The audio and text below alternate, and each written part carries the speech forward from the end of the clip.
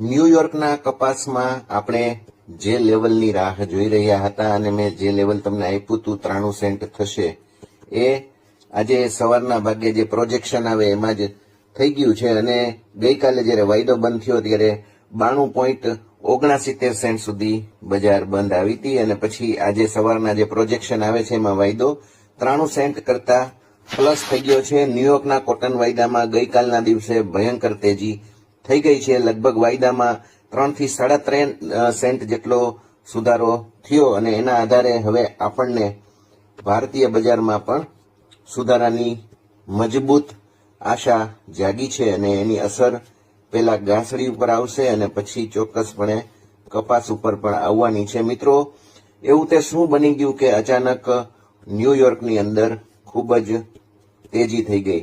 શું અમેરિકાના પાકમાં મોટું નુકસાન થઈ ગયું છે એવા રિપોર્ટ છે? મોટું નુકસાન થવાના રિપોર્ટ છે કે પછી વાતાવરણ બગડવાનું છે? આ બીજો મુદ્દો છે. આપણને પ્રશ્ન થાય છે કે પછી ભારતનો પાક ઓછો છે કે પછી કઈ નવું કારણ છે? મિત્રો, નવું કારણ છે એ વધારે છે અને પણ આ કારણો એ કઈ ખોટા નથી. આ બધા જ કારણો અત્યારે ન્યુયોર્કના કોટન વાયદાને અસર કરી રહ્યા છે અને એના વિશે હું તમને વિસ્તારથી આ વિડીયોમાં વાત કરવાનો છું. હું આદિત્ય પંડ્યા આપ સૌને આવકારું છું અને આજે રક્ષાબંધનનો દિવસ છે અને સવારના 6:30 વાગ્યામાં આ વિડીયો હું બનાવી રહ્યો છું, કારણ કે આજે મુહૂર્ત બધા 9 વાગ્યા સુધીના છે. અમારે યજ્ઞોપવિત બદલાવવાની હોય એટલા માટે પણ વહેલા ઉઠીને વિડીયો બનાવી નાખ્યો છે અને પછી આખા દિવસમાં સમય મળે ન મળે, રક્ષાબંધનનો દિવસ છે, આપ સૌ પણ વ્યસ્ત હો એટલા માટે અત્યારે મેં વહેલો વિડીયો બનાવ્યો છે અને જે 6:30 વાગ્યામાં મને માહિતીઓ મળી છે, જે વિગત મળી છે એની વાત આ વિડીયોમાં કરી છે. આપણી લોકલ માર્કેટ તો આજે બંધ છે એટલે કપાસ ઉપર અસર નહીં આવે, પણ ચોક્કસપણે ઘાસડીના ભાવ સુધરશે. આવો વિસ્તારથી વાત કરું કે શું બન્યું.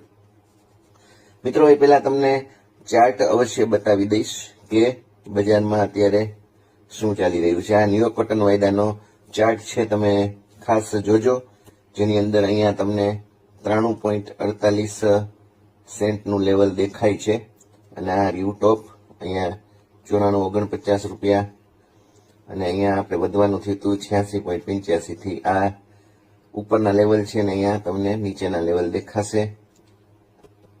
આ ચાર્ટમાં આ રીતે જે તેજી થઈ હળંગ એ દેખાય છે, જોઈ શકો તમે. 1 2 3 આ ત્રીજો મુકામ છે તેજીનું, ત્રીજું સ્તર છે. આ પહેલું, આ બીજું ને આ ત્રીજું સ્તર છે. હવે આપણે વાત કરીએ બજારમાં વિસ્તૃત શું ચાલી રહ્યું છે એની, અને શું કામ તેજી થઈ. મિત્રો, એક કારણ બહુ મહત્વનું આવ્યું છે અત્યારે અને એ છે ચીનનું. હવે ચીનનું શું કારણ આવ્યું? તો ચીનની અંદર એક પ્રાંત છે, બહુ મોટો પ્રાંત છે, એનું નામ અહીંયા લખું છું કારણ કે કોઈને બોલવામાં થોથા પડશે. ઝિનજિયાંગ નામનો એક પ્રાંત છે. ત્યાં આગળ કપાસનું વાવેતર, આખા ચીનમાં જેટલો પણ કપાસ થાય એમાંથી લગભગ 92% ફાળો કપાસના ઉત્પાદનમાં આ ઝિનજિયાંગનો હોય છે. ખાસ જોજો, ઝિનજિયાંગ લગભગ ચીનના 92% કપાસ ઉત્પાદન કરે છે અને આ ઝિનજિયાંગ પ્રાંતમાં વરસાદની ભયંકર અછત છે. જુલાઈ મહિનાથી સતત ગરમી પડી રહી છે અને અત્યારે પણ ગરમી છે. નવો પાક ત્યાં નુકસાનગ્રસ્ત થશે ગરમીને લીધે, એવી અત્યારે ધારણાઓ પ્રબળ બની છે અને નુકસાનના અહેવાલો ખાસ તો આવી રહ્યા છે અને આગળ જતા કદાચ નુકસાન વધશે એવી ધારણા ઉપર અત્યારે ભયંકર સટ્ટો ન્યુયોર્ક તેજીમાં, એટલે ન્યુયોર્કના કોટન વાયદામાં થઈ ગયો છે અને એના કારણે અત્યારે તેજી જોવા મળી રહી છે. બીજું મોટું નુકસાન આવે તો ચીનને અમેરિકાથી વધારે કપાસ ખરીદવો પડશે, આ બાબત નક્કી છે. એવું દેખાતા પણ અત્યારે અમેરિકાના ટ્રેડરો બધાય સક્રિય થઈ ગયા છે અને સટ્ટો કરી બેઠા છે, એટલે ન્યુયોર્ક કોટન વાયદો વધી ગયો છે. આ એક મોટું કારણ છે. અમેરિકાનું જે રૂ છે કે પછી યાન છે એ ચીને આ વર્ષે આમ પણ ઘણું લીધું છે અને હજુ પણ એને લેવું પડશે એવી ધારણા ઉપર અત્યારે તેજી છે. એટલે એક કારણ ખરું. બીજું કારણ મિત્રો તમને આપું તેજી થવાનું, તો વૈશ્વિક પુરવઠો કે વૈશ્વિક સપ્લાય બહુ ટાઈટ રહેવાની ધારણા આ વર્ષે વ્યક્ત થઈ છે અને મેં તમને ઘણીવાર આનો ઉલ્લેખ પણ કરેલો છે. અને ટાઈટ રહેવાનું કારણ શું છે? તો એનું કારણ વેધર છે. વેધર અત્યારે ક્યાંય સારું નથી. બધે વરસાદની અછત છે. અલ નીનો અત્યારે ફૂલ ફ્લેજમાં કામ કરી રહ્યો છે. ભારતમાં કપાસના ઉત્પાદનને અસર થાય એમ છે. અમેરિકામાં તમે જુઓ તો ટેક્સાસની સ્થિતિ સારી નથી.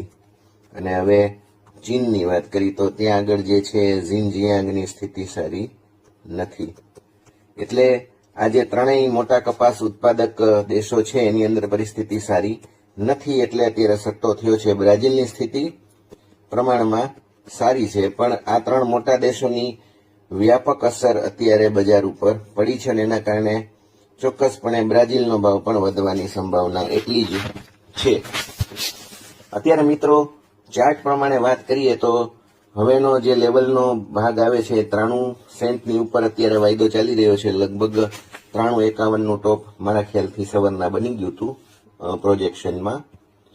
તો હવેનું લેવલ જે બને છે એ 95 સેન્ટનું બને છે. 95 વટાવે તો 97 અને પછી 100 સેન્ટનું લેવલ બને છે વાયદાની અંદર. આ નોંધી લેજો. અને કેવા સંજોગમાં બને તો 95ની વાત કરીએ તો 95 સેન્ટ થવાની શક્યતા કેટલી? તો જે છે એ ખૂબ જ પ્રબળ શક્યતા છે. 97 સેન્ટ થાય તો એની શક્યતા મધ્યમ છે અત્યારે આજના દિવસે. પછી કોઈ નવું કારણ આવે તો આપણે જોશું. 100 સેન્ટની શક્યતા કેટલી? તો એના માટે શું જોઈશે? સોલિડ કારણ જોઈશે. પણ આ મથાળેથી રિએક્શન આવે તો શું થાય? તો સીધું 89 સેન્ટ સુધીનું રિએક્શન આમાં આવવાની શક્યતા બની શકે છે. અને 89 પણ જો તૂટે તો 85 થી 88 સેન્ટના ઝોનમાં વાયદો આવી જાય. જો પરિસ્થિતિ સુધરે અને આમાં કંઈક પોઝિટિવ આવે તો આ થવાની શક્યતા છે. એ બાબત પણ આપણે જરૂરથી નોંધવી જોઈએ. વધારાનું એક કારણ આપું તો જે ચીનની અંદર આપણે સૌ જાણીએ છીએ કે રૂની મોટી રિઝર્વ રહેતી હોય છે. રિઝર્વ એટલે કે અનામત ઘણી રહેતી હોય છે. ચીન ઘણો બધો પુરવઠો અનામત તરીકે સાચવે છે. પણ લગભગ છેલ્લા 2 મહિનામાં ચીન દ્વારા લોકલ યાન મિલો, ટેક્સટાઇલ મિલોને ઘણું બધું રૂ વેચ્યું છે. એટલે એની રિઝર્વ ઓછી થઈ છે. આ હકીકત છે ને આ અહેવાલો તમને ગમે ત્યાં વાંચવા પણ મળશે અને કોઈને કોઈ ટ્રેડરને પૂછશો તો તમને વાત પણ કરશે. એટલે ચીનમાં રિઝર્વ ઘટી છે એ પણ એક કારણ છે ન્યુયોર્ક કોટન વાયદો વધવાનું. કારણ કે ન્યુયોર્કના જે કંઈ ટ્રેડરો છે એ લોકોને એવી આશા બંધાણી છે કે આ વર્ષે ચીન ઉપરાંત ભારત બંને આપણું રૂ ખરીદવા ચોક્કસપણે આવશે એવી આશા છે. અને ભારત તો આપણને ખબર જ છે કે આપણી હાલત કંઈ સારી નથી. ભલે આપણે ત્યાંથી અઠવાડિયે કે માસિક ધોરણે પાકના ઉત્પાદનના કે પાકની પરિસ્થિતિ અંગેના અહેવાલ નથી આવતા, પણ ખેડૂતો જાણે છે કે કપાસની હાલત કેવી છે. કપાસની હાલત આપણે પણ સારી નથી. કારણ કે આગળ જતા બીજી વીણીમાં ભયંકર સમસ્યા થાય એમ છે. અને અત્યારે પણ ઘણા જે વિસ્તારો છે ત્યાં વરસાદ ઓછો થયો છે કે પછી નથી, ત્યાં મુશ્કેલી ચોક્કસપણે છે અને આગળ જઈને મુશ્કેલી વધી પણ શકે એવું છે. કારણ કે હવે ચોમાસાના માત્ર 20-22 દિવસ બાકી છે ભારતની અંદર અને વરસાદ નહીં પડે તો હાલત બહુ ખરાબ થવાની છે. એટલા માટે અત્યારે ચિંતાનો વિષય તો ભારત પણ છે, અમેરિકા પણ છે અને ચીન પણ છે. એટલે આપણે ખાસ વોચ રાખવાની. નવો કપાસ થાય તમારા હાથમાં આવે તો વેચવાની ઉતાવળ કરવાની નથી. વેચશું આપણે સમય જોઈને, અત્યારે ઉતાવળ નહીં કરીએ. મિત્રો, અમેરિકામાં જે ખાસ કરીને ન્યુયોર્ક કોટન એક્સચેન્જ ઉપર વાયદો વધ્યો તો આપણી ગાંસડી કેટલી થઈ શકે તો એની વાત તમને કરી દઉં કે ગઈકાલે આપણી ગાંસડીનો ભાવ 68,900 થી લઈને 69,100 રૂપિયા બંધ થયો તો સાંજના 6 વાગ્યાનો ભાવ છે આ. એ પછી નવા ભાવ ન આવતા હોય, પણ આજે બજાર ખુલે તો લગભગ 800 થી 1000 રૂપિયા ગાંસડી ઊંચી બોલાશે એવું લાગી રહ્યું છે. આ વિડીયો સવારના 6:30 બને છે એટલે આપણને અંદાજ નથી, પણ લગભગ 69,900 થી લઈને 70,000 રૂપિયા સુધીનો ગાંસડીનો ભાવ આપણે ત્યાં ખાંડીએ થઈ શકે છે. આ બાબત નોંધજો. હવે હજી એક છેલ્લી વાત સાથે આપણે વિડીયોને વિરામ આપશું. તો 95 સેન્ટ જો વાયદો થાય તો આપણી ગાંસડી લગભગ 71-72 હજાર થઈ શકે. આ માત્ર પૂર્વાનુમાન છે, કોઈ ચોક્કસ ગણતરી આમાં લાગુ નથી પડી, કારણ કે રૂપિયાની કિંમતોમાં સખત વધઘટ હોય છે, એ રીતે ફ્રેટમાં વધઘટ હોય છે. 97 સેન્ટ થાય તો આપણી ગાંસડી થાય 72,500 થી લગભગ 73,000 જેવી, અને 100 સેન્ટ જો અમેરિકા કરે તો આપણી ગાંસડી 74 થી 76,000ની રેન્જમાં જવાની શક્યતા છે. હવે જો આજે બજાર ચાલુ હોત, આપણા માર્કેટિંગ યાર્ડ ચાલુ હોત, તો કપાસની અંદર સ્વાભાવિક રીતે ન્યુયોર્કની અસરથી સીધો 40 થી 50 રૂપિયાનો સુધારો થવાની સંભાવના હતી. પણ આવતીકાલે યાર્ડ ખુલે ત્યારે ચોક્કસપણે 30 થી 40 વધી શકે છે, અને નવા કપાસમાં પણ ભાવ વધી શકે છે. તેજીનું માનસ અત્યારે જોરદાર છે. ન્યુયોર્ક વાયદો જ્યાં સુધી ટકે ત્યાં સુધી આપણા કપાસને પણ ફાયદો ચોક્કસ મળવાની શક્યતા છે.